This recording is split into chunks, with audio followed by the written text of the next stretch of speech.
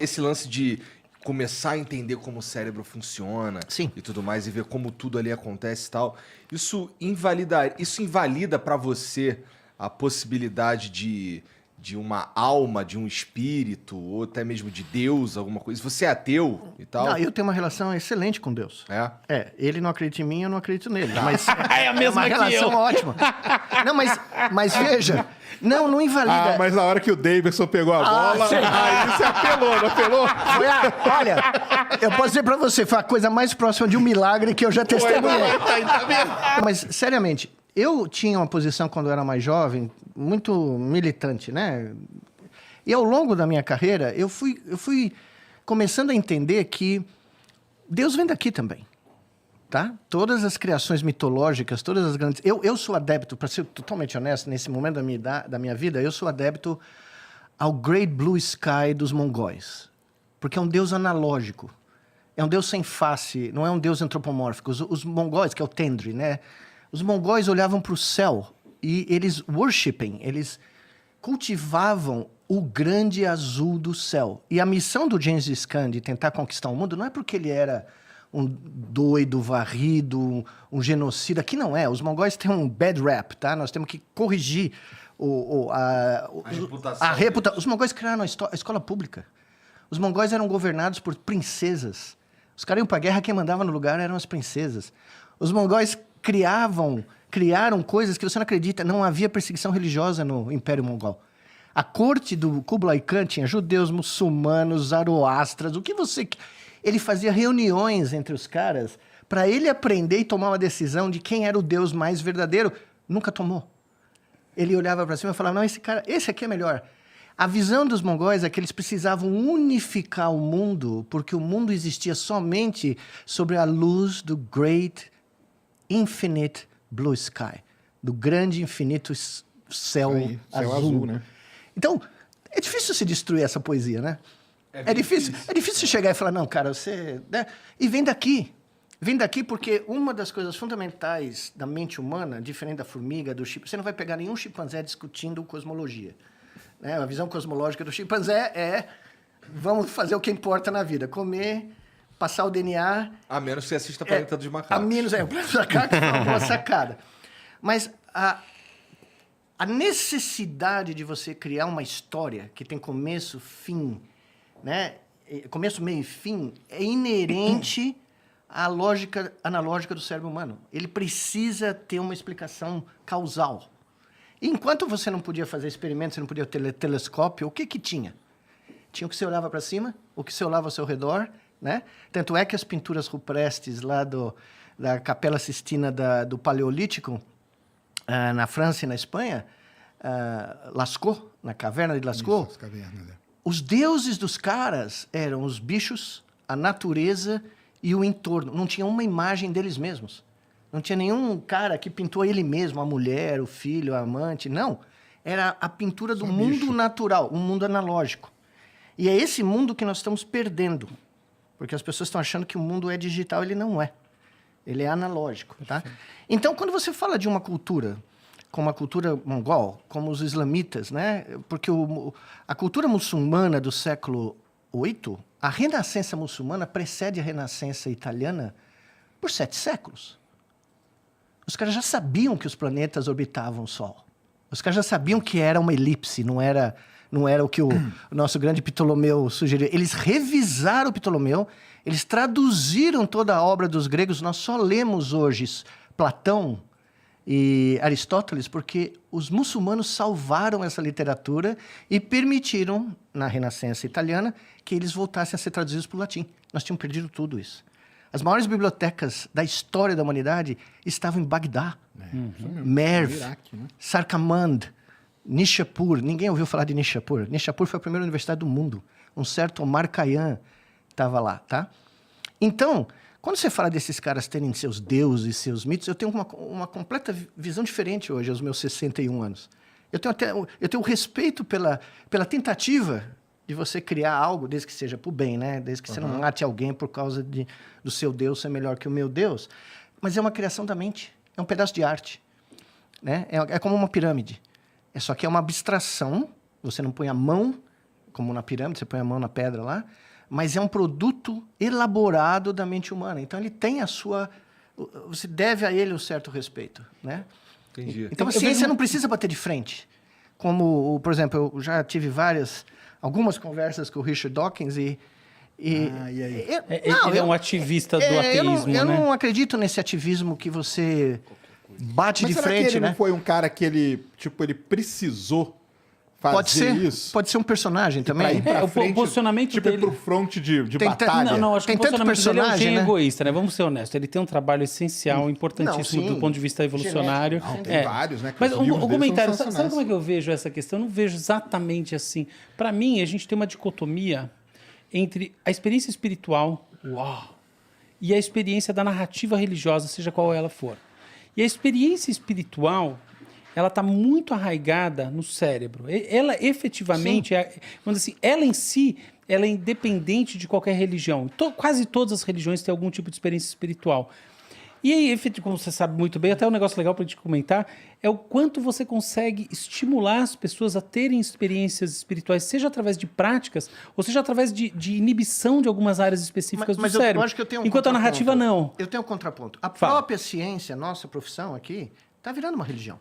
Ah, total. Em certos Nossa, momentos, total. ela vira... porque É o o que que é a me enche o religião? saco, Não, sendo aquilo sincero.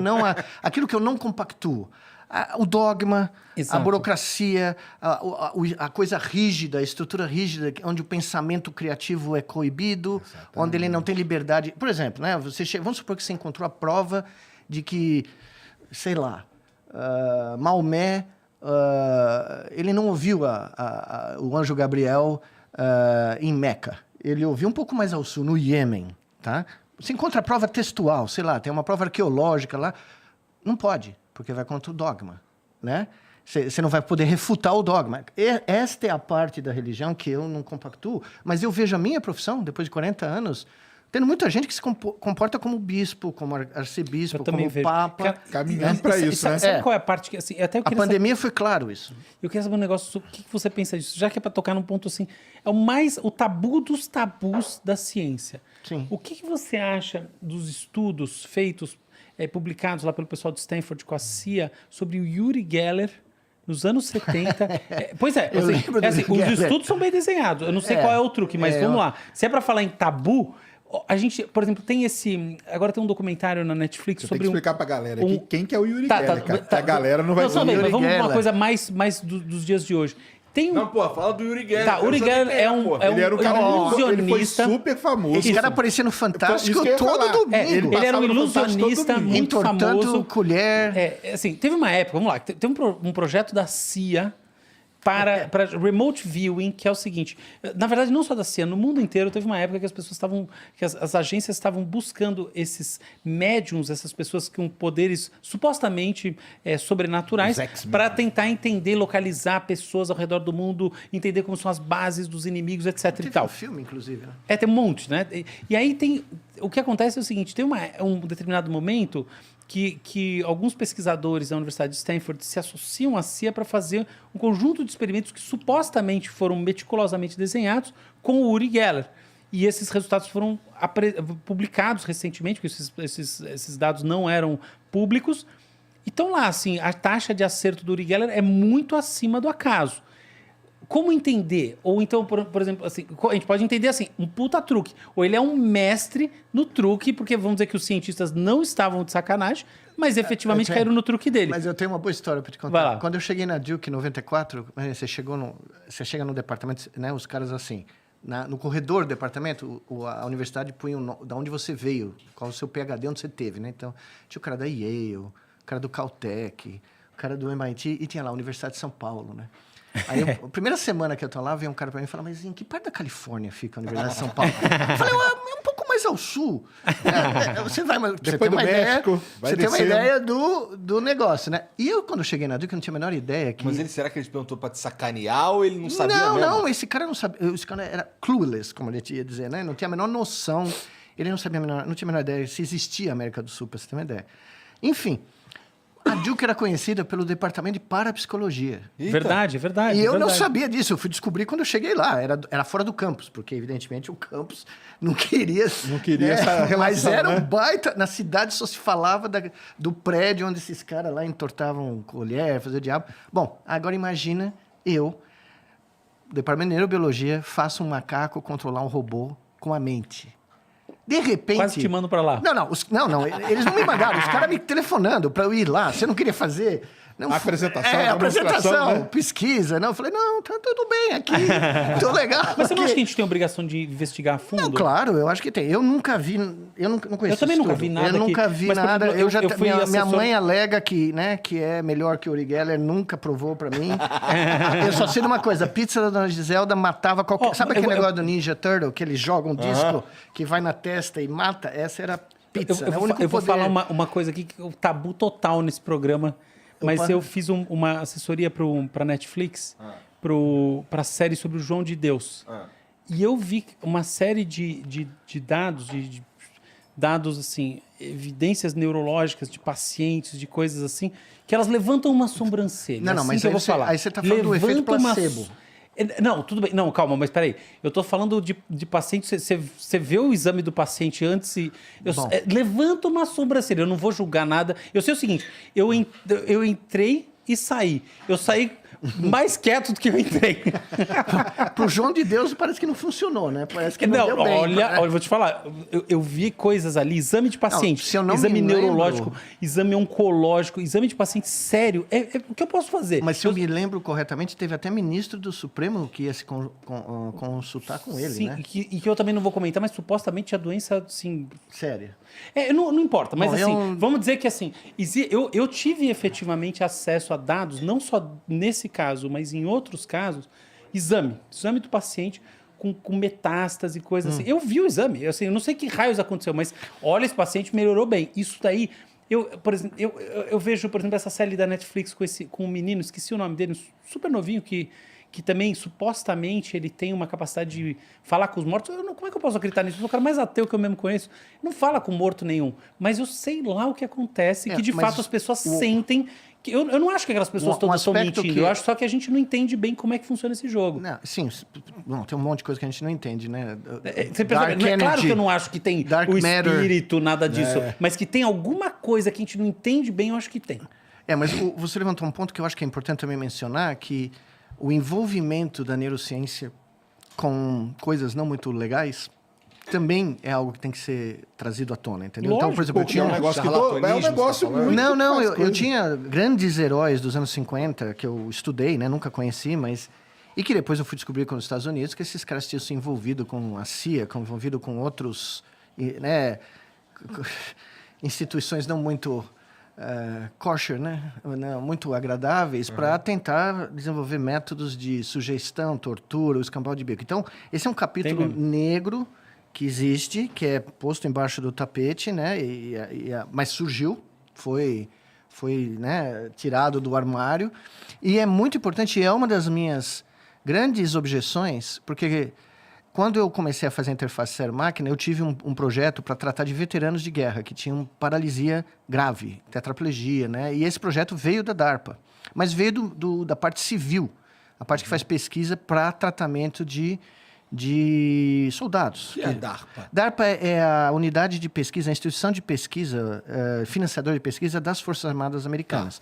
Mas que é responsável por... A internet veio de lá. Cara, é uma das Tá. coisas mais... A DARPA, ela é muito Forte. ligada com, tipo, autópsia de ETs. Não, isso Não, é... e Isso, também, calma, pera, isso é... reversa de é. naves, E como o Miguel entendeu? disse, é a invenção da internet. Não, Não, eles tem muita inventaram a coisa muito internet. boa. A Não, eles têm internet várias foi coisas. criada Vodka. para submarinos nucleares poderem se comunicar no caso de uma destruição das vias de comunicação normal, para criar um sistema de defesa inexpugnável, né? Então daí que vem, que chamava ARPA, a internet original, tá? E eu O grande conheci... projeto da DARPA, hoje, só para completar, é o foguete movido à energia nuclear. Isso, Hoje é o grande, isso, o grande que é projeto uma atual. ideia que vem da ficção científica. Exatamente. A ideia que vem da ficção científica nos anos 50. Isso mesmo. Um dos caras que falava isso é o meu herói, o Arthur Clarke. É isso aí. Né? O outro é um físico, o Freeman, né? Isso. Que é Adoro ele. que é o grande proponente dos veículos, né, espaciais a propulsão nuclear. Nuclear. Mas, enfim, Essa história é muito boa porque é muito divertida. Eu contei, inclusive, na homenagem ao meu orientador, o John Chapin. Ele faleceu em dezembro e a homenagem dele foi agora, sábado passado, em Nova York, né? Um homem... Nós vamos dar o nome dele a um dos nossos laboratórios lá em Natal, no nosso instituto, um corredor inteiro, um andar inteiro, porque o John, quando eu contei para ele em 2004 que eu ia fazer esse barato aqui no Brasil, ele falou, qualquer loucura que você meter, eu tô indo. Ele era um cara dos hippies, do movimento hippie de 68, foi no concerto de rock lá, maluco. O cara era genial, surfista, esquiador. Foi o cara que me... E cientista ainda. Não, e um dos maiores neurofisiologistas do século XX americano. Eu tive um privilégio, é difícil falar, é difícil esquecer que grande homem esse cara foi. Mas enfim, nós estamos nós dois, e nós tínhamos que fazer o relatório, né? Nós estamos tratando da Aurora, e nós fizemos 11 pacientes parkinsonianos controlar membros artificiais. Então, o famoso Hospital de Veteranos de Washington nos convidou, Walter Reed, para a gente dar uma palestra na DARPA, na reunião anual da DARPA, que a gente ganhou o prêmio, né? Nós dois ganhamos o prêmio da DARPA, de melhores cientistas do ano. E eu tô lá sentado porque eu que ia falar, porque foi feito no meu laboratório, e o John do meu lado. Imagina, um hippie dos anos 60 no meio de uma reunião que só tem general, né? E o cara, pô, na mãe, fica calmo. Porque eu sou brasileiro, né? Então o cara já achou que eu era o Che Guevara da neurociência. Bom, aí estamos lá, vem um general dar uma palestra antes da minha. Eu ia falar por último, ele veio anterior e falou, não, nós estamos desenvolvendo novos planos para fazer uma série de coisas e tal. Por exemplo, o mundo está mudando, porque foi logo depois do 9/11, né? O mundo está mudando e nós precisamos ter contingências para responder a guerras em qualquer lugar do mundo. Então, hoje nós vamos apresentar um plano contingencial, se for preciso, invadir a cidade de São Paulo, Brasil. Aí eu parei. Aí o John olhou para mim e falou, não abre a boca, não abre a boca. E eu parei. E o cara mostrando como ia vir, tal. E eu falava depois do cara. Bom, eu fui lá, o presidente da DARPA me deu o prêmio, me apresentou, subi no palco e falei, bom, antes de começar a minha palestra sobre neurociência de interface à máquina, eu gostaria de dar um conselho para o general que acabou de falar na invasão da minha cidade natal. O maior silêncio da história, né? Todo cara, sabe, vestido de militar, coisa, né? O presidente do negócio, sei lá quem e tal. Aí eu falei, veja, eu vivo aqui há muitos anos e eu vou dar uma dica. Para vocês economizarem uma grana, não precisa tudo isso barato aqui. Vai lá no dia do carnaval. Não vai ter ninguém. Você entra na boa, você entra desfilando. Então, que é uma grande os caras vão verdade. pensar que é escola de samba. Ou então, na final do Campeonato Vou pensar que é escola de samba. Na final do Campeonato Brasileiro, final do Campeonato de Futebol, vai estar todo mundo assistindo televisão, a cidade vai estar vazia, não precisa destruir ponte, não precisa bombardear o aeroporto. Nenhuma dessas estratégias malucas, A plateia despencou. Eu só vi o John Chapin fazendo assim, não, o meu orientador, não. Na DARPA, o cara falou. É muito bom. Não, mas foi sensacional, né? E aí, eu me lembro que o diretor da DARPA virou para mim, entregou o prêmio, né? Um cara enorme, aqueles americanos gigantescos, falou... ele me chamava de Nicoleles. Nicoleles, você viu que o general estava tomando nota?